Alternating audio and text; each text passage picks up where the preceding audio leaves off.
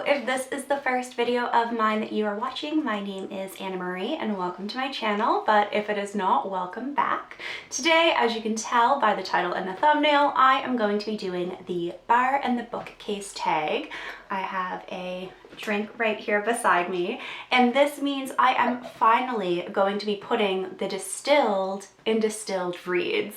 When I started this channel, I had high hopes that I would be able to pair a distilled beverage with a distilled review. So I'm hoping this will be the motivating factor that I need to just take the plunge and get started. But my lovely friend Rebecca gifted me this vintage spirits and forbidden cocktails recipe book. And as you can tell, I have marked up quite a few different recipes here. So today for this video, I have made the Flying Dutchman here, which is a really simple cocktail. It has orange gin in it, the juice of an orange, juice of a lemon, and 3 drops of bitters.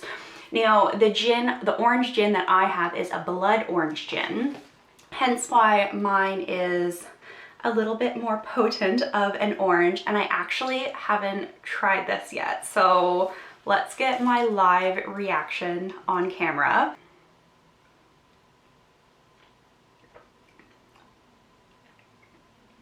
Oh, that's quite nice. If you like gin, I mean, this is essentially just straight gin, but if you like gin and you like citrus, absolutely try to get your hands on an orange gin. And I was a bit nervous that the juice of the lemon, which is, it wanted a quarter of a lemon juiced in, I was nervous that that was going to kind of take over the drink and make it super sour, but it doesn't. That's really lovely and really dangerous. So I'm going to try and moderately sip that throughout the video. But now I have the questions written on my notebook right here in front of me, and we're just going to dive into this video. Each prompt on this tag is paired with an alcoholic beverage. So our first prompt is an old-fashioned, and to give a historical fiction recommendation. Now, I love historical fiction, although I'm bending the rules here slightly on the first question, because I think this book definitely defies genres a little bit, and that is A Song for Arbonne by Gavriel K. Now, I adore this author so much, and this was my best book of 2021. I loved it. It blends historical fiction with magical realism and fantasy. It takes place in an alternate reality France-inspired country where the North and the South are at war with one another, and they have two very different cultures. Now, that premise right there is a very classic fantasy premise. However, there's no outright magic system within this book. It's a very soft fantasy, and that's why I think it lends itself a bit more to the historical fiction genre. It has such a beautiful representation of romantic relationships, platonic relationships, and familial relationships, as well as the not so beautiful representation of those types of relationships. So this is my historical fiction recommendation if you also enjoy a little bit of magical realism and fantasy in your books. Now, the next prompt is a sidecar, and to give a recommendation with a strong supporting character. Now, I adore a strong supporting character, and they tend to be my favorite characters within books. I'm always drawn more to the supporting character than the main character, and I think that's quite common. But for this recommendation, I narrowed it down to Jean from The Lies of Locke, Lamora by Scott Lynch. I adored Jean in this book, and I don't know if I should be pronouncing his name Jean or Jean. We're just gonna do a hard N there and say Jean. But he is just the best. I love him. His weapon of choice are 2 axes that he keeps strapped to his back, and I also have a penchant for characters that wield axes. So I knew I was gonna love him from the very first book. I just adored him, and if you love a strong supporting character, I think that you will love him as well. Now the next prompt is a Manhattan, and to recommend a book set in New York. Now, I think this was the hardest prompt for me to answer because it made me realize that I have not read very many books set in New York, or very many books that I would want to recommend. In the end, I ended up going with Winter's Tale by Mark Helprin. Now, I read this back in 2014, 2015. Clearly I have the movie adaptation cover here. So it was when the movie was just coming out or had recently been released. I've never actually seen the movie, but I did read the book. I remember enjoying it at the time. Again, it had themes of romance and themes of magical realism. I adore magical realism in my books. If you can hear scurrying, I apologize. My cat Spencer has just entered a Zoomies stage and is playing all over this setup. I don't remember what I rated this, so not sure if I can really give it a proper recommendation, but I do know that it was set in New York. So if you have any New York City book recommendations that you absolutely adored, leave them down below in the comments, because I definitely would like to read more books set in New York City, because I think it has a really wonderful atmosphere that lends itself very well to fiction or nonfiction. Yeah, you. Now oh, I shouldn't have given him the noisy toy. A cat has now joined me, if you can hear any purring in the background, or if the camera gets a bit wobbly. The next prompt is a Bloody Mary, and to recommend a book that scared you or messed you up. Now, I do not read horror. I get scared very, very easily. Case in point, I was reading The Three Body Problem a few weeks ago, which is a science fiction book about an imminent alien invasion. I then had nightmares about an alien invasion happening, and the universe was flickering at me. I just absorbed everything from the plot, and it funneled into my dreams and terrified the living daylights out of me. So I do not do well with horror, which you will see recur later on in this tag. However, if I think of blood or something bloody, Cal by Bernard MacLaverty is the first book that comes to mind. Now, I have read many battle scenes in fantasy books that can be quite bloody and graphic, but if I really think of what messed me up the most in terms of being bloody, the opening scene in Cal takes the cake. I read this for the first time back in 2014, 2015. I've since reread it a handful of times, but the opening scene in Cal begins in an abattoir, and the way MacLaverty describes the smell, the sounds, the atmosphere of the slaughterhouse is something that will always stick with me. And it's really brief. He's only in the abattoir for not even the full chapter. I wouldn't say it's scared me, but it has absolutely stuck with me over the years, and it features a very bloody opening scene. So yes, Cal by Bernard MacLaverty.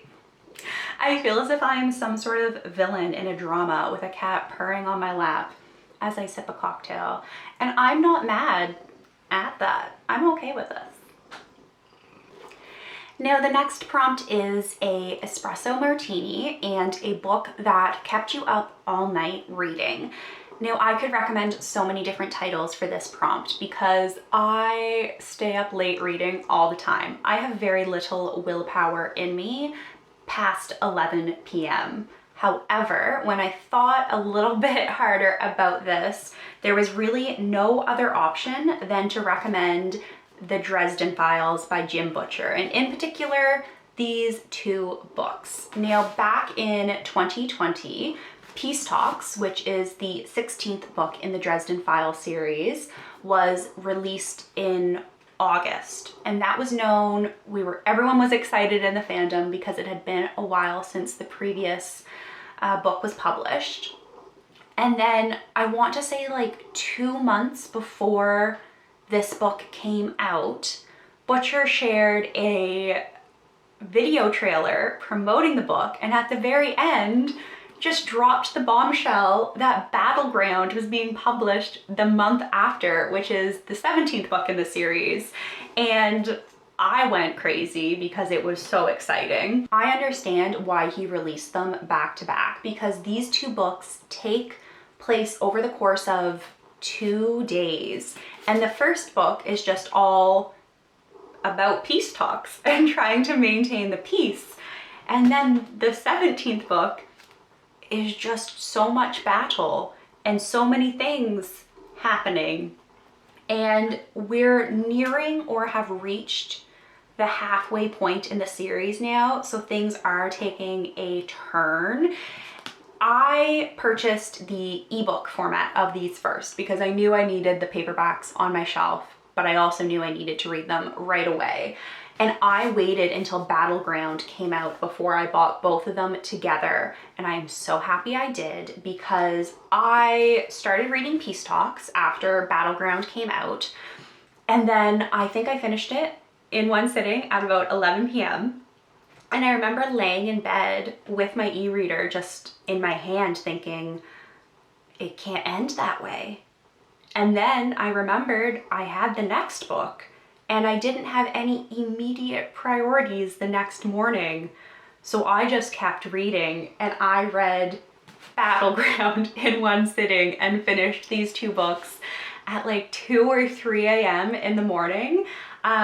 So yes, I just read for 7 or 8 hours straight and finished these books in one sitting, laying in bed, and just, I cried, I laughed, I cried more. It was a wonderful experience, and it absolutely made me forget about sleep because I needed to know what happened next. I've not even explained what this series is about. The series follows Harry Dresden, who is a wizard for hire in the Yellow Pages. It takes place in modern day Chicago, in a world where the supernatural exists right alongside humanity. However, humans have a way of not looking too hard at that which they don't want to see. So they turn a blind eye to a lot of things that go on in Chicago. But Harry, unfortunately, doesn't have that choice. So he is caught up in all of these supernatural going-ons. There are werewolves, there are vampires, there are incidents with the Fae Court and ghosts. I just love this series so, so much. It's a great laugh out loud funny and then pull at your heartstrings urban fantasy. I've said it before and I'll say it again. Those are two of my favorite things in any series, which makes it no surprise that I love this series so much. Are you just gonna chill there, Spencer? It's clear that my cat has joined me, correct? No, Spencer, please not on the table. Now, the next prompt is a Sazerac, and I don't actually know if I'm pronouncing that drink correctly, but it is paired with recommending a book that left you disoriented.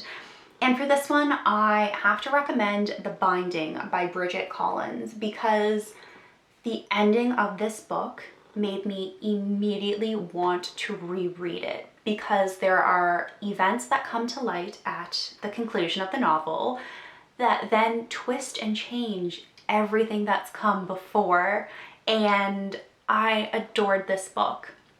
Our main character is Emmett Farmer, who is called away to apprentice as a bookbinder, and in this world, bookbinders have these special skills, and I don't want to reveal too much more than that. But I love the role that books play in this world.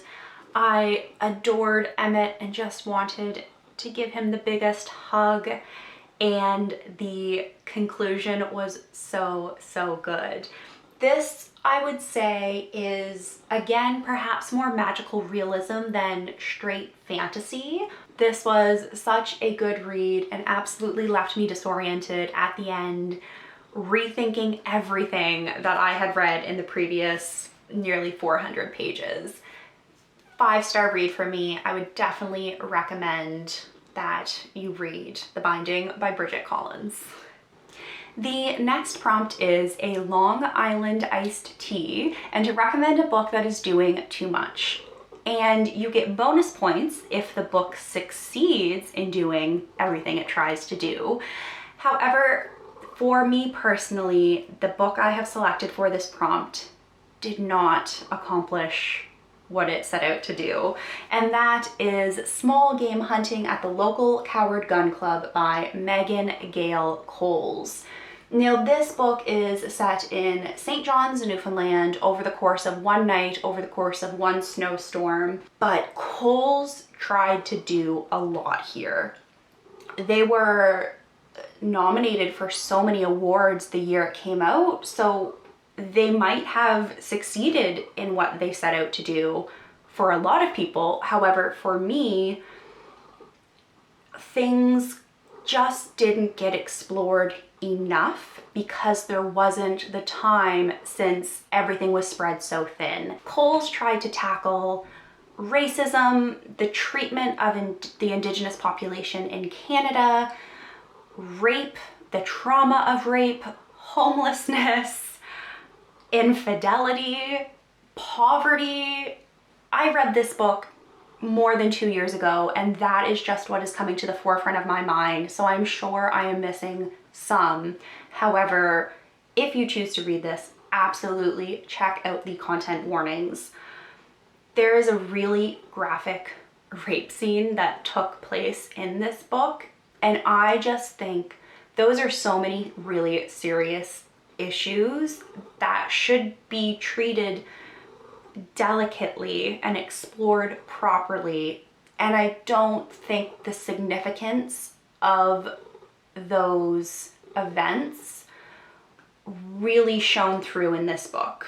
I think it got muddied by how wide the net was cast, and I think you lost a lot of what Coles was trying to accomplish, or at least what I think Coles was trying to accomplish with this book. This one was just not for me. It attempted to do too much and therefore didn't quite manage to do anything. That's harsh. Obviously, it is a great novel and Coles poured their heart and soul into it. It just wasn't for me. We'll leave it at that, I think. I think I need a drink after that one. The next prompt is a Negroni, and to recommend a book that has a love triangle. Now, this is also not a very uplifting prompt for me because I do not like love triangles in my books. I don't think I have read a love triangle that I've enjoyed since I was maybe 12 years old and reading Twilight for the first time, if I'm going to be completely honest. So this was hard. However, I have selected A Curse So Dark and Lonely by Brigid Kemmerer because I think it has a love triangle. I've only read the first book in this series because the conclusion made it seem as if that is the direction the author was taking it in.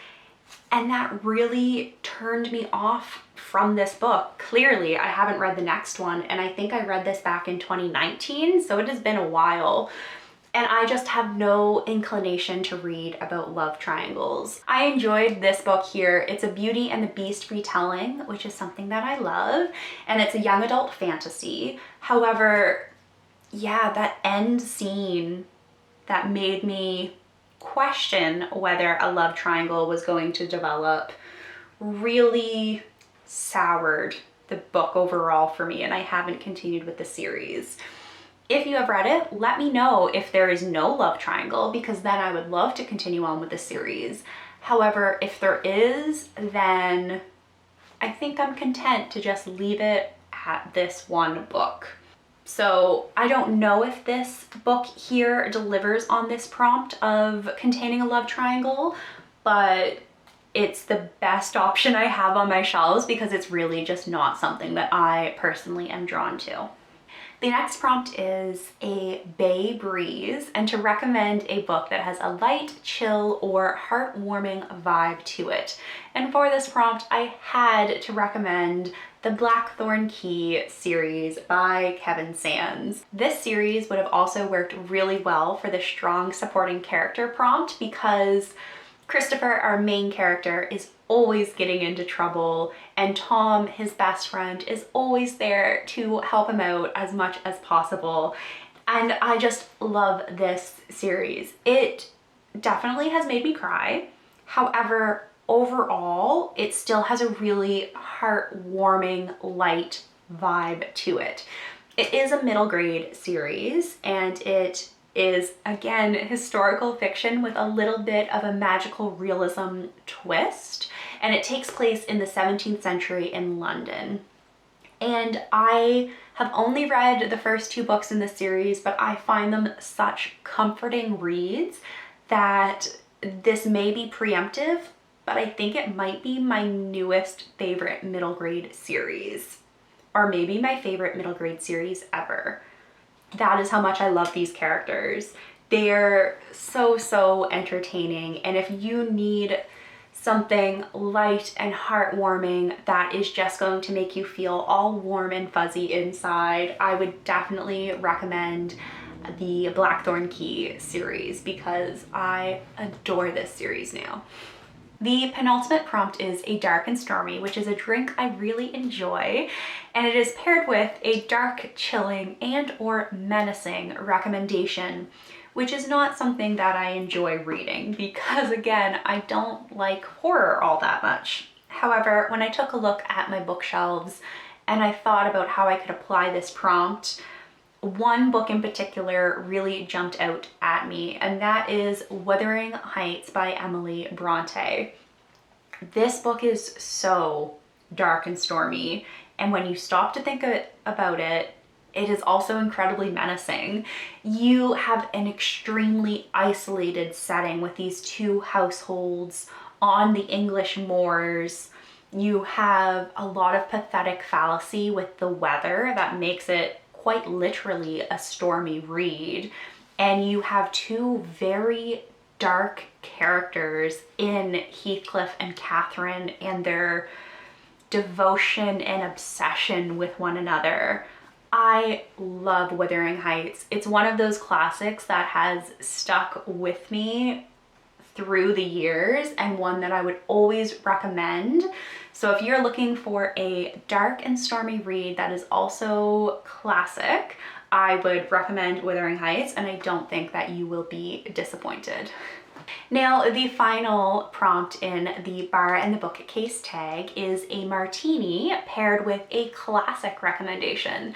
Now, I know I just recommended a classic, however, something I don't talk about very often is how much I love classic literature. So this wasn't too difficult for me to pick out another classic book I love on my shelves, and I have chosen Northanger Abbey by Jane Austen. I don't think this book gets the praise that it deserves. I remember back in high school, my English teacher said it was the worst of Austen's books, and that put me off from reading it for years. However, when I finally read it, I love it. I think it might be my favorite Austen novel.